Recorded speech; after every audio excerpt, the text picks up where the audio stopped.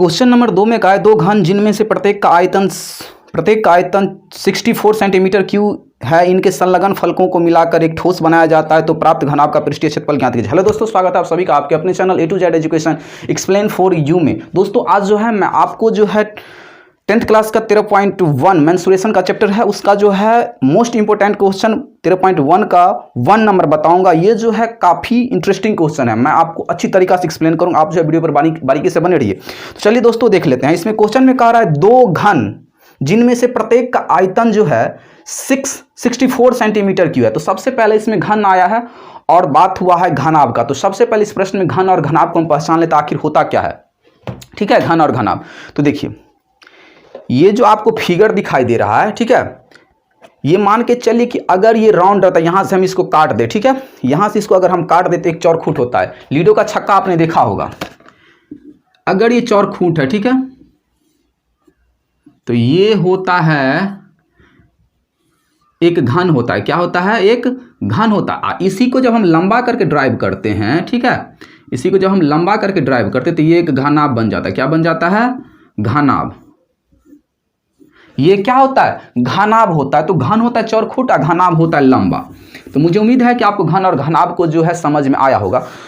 तो इसको जो है समझिए घनाभ। इसका आयतन क्या होता है? इसके अंदर में जो जगह होता है, ठीक है, ये अंदर का जगह, इसमें जो सामान रखा जाता है, जितना इसमें सामग्री अटेगा, ये होता है इस डब्बा का आयतन। ठीक, तो चाहे घन हो चाहे घनाभ को, भीतर का जो जगह होता है वो होता है इसका आयतन। अब कहा क्या है कि दो घन, ठीक है, दो घन जिनमें से समान साइज का दो घन है, समान साइज का, ये पहला घन दूसरा घन, समान साइज का दो घन है। ठीक है, इसमें कहा है कि प्रत्येक, इसका भी आयतन है 64 सेंटीमीटर क्यूब और दूसरा जो घन है उसका भी है 64 सेंटीमीटर क्यूब। ठीक है, क्यूब आयतन है तो हमेशा क्यूब में ही होगा। अब क्या कहता है कि ये जो पहला घन है, फिगर देख लीजिए, ये घन है, ठीक है, पहला घन, ये घन, ठीक, और दूसरा घन सेम साइज का है। फिगर पे इतना ध्यान नहीं देगा, समझिए खाली, ये दो घन है। अब क्या कहता है कि इसका भी आयतन 64 सेंटीमीटर क्यूब, इसका भी 64। अब क्या कहता है, ये दोनों घन को जो है आपस में फलक के साथ आपस में जो है चिपका करके एक नया जो है एक डायग्राम क्रिएट किया जाता है। वो डायग्राम कहलाता है घनाभ। क्या चीज बन जाता है? घनाभ। तो कहता है ये दोनों को जब आप सटा दीजिएगा तो ये इस टाइप का बन जाएगा, एक घनाभ बन जाएगा। क्या बन जाएगा?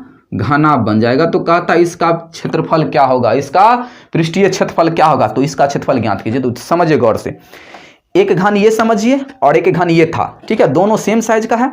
अब इसमें कह क्या रहा था कि इसका भी आयतन, देखिए दोनों सेम साइज का है, ठीक है, तो दोनों सेम साइज का है। तो कहा क्या कि इसका भी आयतन जो है 64 सेंटीमीटर क्यूब और ये जो है इसका भी 64 सेंटीमीटर क्यूब। अब कहा क्या, दोनों को फलक के साथ आपस में चिपका करके, ठीक है, एक नया जो है डायग्राम क्रिएट किया गया। तो देखिए ना आप, एक नया डायग्राम क्रिएट हुआ कि नहीं? क्या क्रिएट हुआ कि इसका लेंथ जो है क्या हो गया? बढ़ गया। अब इसमें कहता है जो नया फिगर बना तो ये क्या बन जाता है? घनाभ बन जाता है। जब दो घन को आपस में चिपकाइएगा तो उसका लंबाई बढ़ जाता है, चौरखूट नहीं रहता, तो बन जाता है घनाभ। तो कह रहा है उसका एरिया जो होगा, पृष्ठीय क्षेत्रफल, वो हमें बताइए क्या होगा। तो आपको पता चला कि कौन सा फिगर ड्राइव हो रहा है? घनाभ बन रहा है, तो इसका कह रहा है पृष्ठीय क्षेत्रफल। तो जरा गौर कीजिए, अब ये घनाभ बन गया, हमें इसका पृष्ठीय क्षेत्रफल चाहिए। अब देखिए, अगर हमें घन का जो है क्या चीज पता चल जाए कि इसका भुजा कितना सेंटीमीटर है, ठीक है, तो अगर हमें घन का भुजा पता चल जाए कि इसका जो है कितना सेंटीमीटर है, तो हम जो है इसे इजी वे से जो है बना सकते हैं। ठीक है, तो सबसे पहले सवाल को बारीकी से समझिए, पहले पढ़ते हैं। देखिए इसमें कहा है दो घन जिन्हें प्रत्येक का आयतन 64 सेंटीमीटर क्यूब, इनके संलग्न फलकों को मिलाकर एक ठोस बनाया गया, इससे प्राप्त घनाभ का पृष्ठीय क्षेत्रफल ज्ञात कीजिए। तो हमें जो चीज पहले दिया रहता है उसे बनाते हैं। ठीक है, तो देखिए हमें दिया क्या था? दिया है घन का, एक घन का दिया है, घन का आयतन इक्वल टू 64 सेंटीमीटर क्यूब दिया हुआ है, 64 सेंटीमीटर क्यूब। अब इसे हम लिख सकते हैं, घन का आयतन क्या होता है? भुजा क्यूब। क्या होता है? भुजा क्यूब, 64 सेंटीमीटर क्यूब है इसमें क्यूब। अब देखिए जब इस पर से हम क्यूब या भुजा बराबर क्या होगा? भुजा बराबर होगा, इस पर रूट पड़ जाएगा और यहाँ पे क्यू हटाइएगा तो क्यू ना पड़ेगा, इस पर इसको रूट नहीं पड़ेगा, क्यू हटाइएगा तो इस पर क्यू पड़ेगा 64।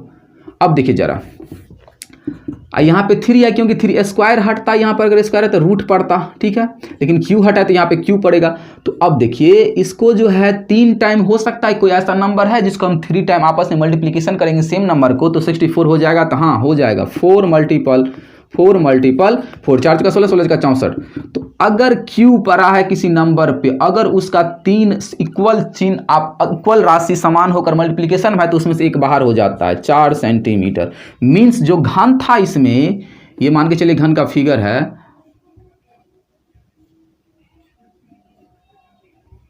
ये रहा घन का फिगर, तो इसका भुजा कितना है 6 सेंटीमीटर। इससे ये साबित होता है कि इसका घन है तो घन का लंबाई चौड़ाई ऊंचाई तीनों एक ही होता है 6, और ऊंचाई भी इसका कितना होगा 6, सब 6 सेंटीमीटर होगा।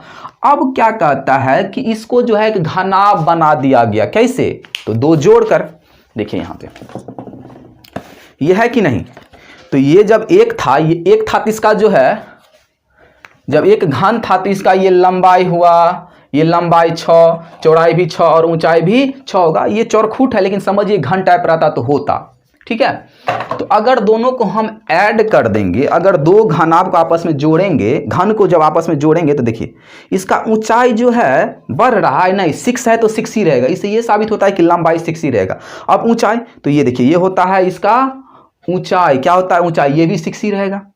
अब आता है इसका चौड़ाई, तो ये जो इसका चौड़ाई है, ये चौड़ाई ये भी नहीं बढ़ रहा है, ये भी क्या है सेम चौड़ाई, क्या है चौड़ाई सेम, तो चौड़ाई भी 6 ही रहेगा। अब बात आता है लंबाई का, तो लंबाई देखिए यहाँ पे यहाँ 6 और ये भी हुआ 6, कितना हुआ 6, तो कितना हो जाएगा, सॉरी यहाँ पे जो है 4 आया, कितना आया है 4, तो ये वाला 4 लंबाई और ये वाला लंबाई 4 कितना हो जाएगा 8, तो खाली जो है इसका लंबाई जो है चेंज हो जाएगा, ठीक है। तो अब देखिए आगे हम करते क्या है, तो यहां पे लिखेंगे घन की भुजा इक्वल टू 4 हो गया। अब हमें तो निकालना है जो नया फिगर बना वो ना, देखिए ये वाला घन ये हुआ, अब जो है एक और घन, और फिर क्या कहता है यहां से एक और घन बनाएगा, ठीक है। फिगर को जरा गौर से देखिए, दोनों मिलाकर एक घन बनाए, घनाभ बनाए, तो दोनों जो आपस में चिपकता है तो क्या बन जाता है घनाभ बन जाता है। तो इसका जो है लेंथ बढ़ जाता है, क्या होता है, तो इसका जो है चौड़ाई रहेगा वही 4 सेंटीमीटर, ऊंचाई भी रहेगा 4 सेंटीमीटर जो नया फिगर बनेगा, बस इसका खाली लंबाई क्या हो जाएगा जुट जाएगा 4 4 8 हो जाएगा 8 सेंटीमीटर। अब बस ये फिगर घनाभ बना है, घनाभ का पृष्ठीय क्षेत्रफल निकाल लीजिए, सिंपल है। तो चलिए निकालते हैं, तो लिखेंगे प्रश्नानुसार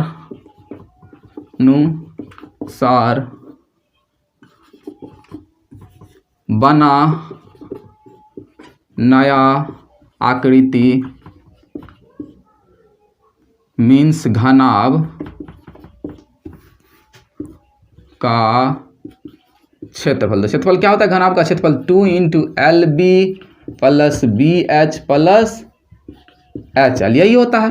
तो 2 × लंबाई है कितना 8 गुने चौड़ाई 4 प्लस चौड़ाई गुने ऊंचाई 4 और प्लस चौड़ाई गुने लंबाई, बस। तो 2 8 चौक 32, 4 चौका 16 प्लस 8 चौक 32। अब इस दोनों को ऐड करेंगे तो हो जाएगा 80, कितना हो जाएगा 80, 4 2 और 6 8 8 2 10, 3 1 4 4 3 7 1 8। अब गुना कीजिए, 2 को 0 से गुना करेंगे 0 और 2 को 8 से गुना करेंगे 2 8 16 सेंटीमीटर स्क्वायर, मतलब 160 सेंटीमीटर स्क्वायर जो नया फिगर बनेगा उसका एरिया होगा जाएगा। तो ये रहा 160 सेंटीमीटर स्क्वायर। दोस्तों मुझे उम्मीद है कि आपको समझ में आया। अगर वीडियो पसंद आए तो हमारे चैनल को लाइक शेयर सब्सक्राइब जरूर कीजिए। Thank you so much.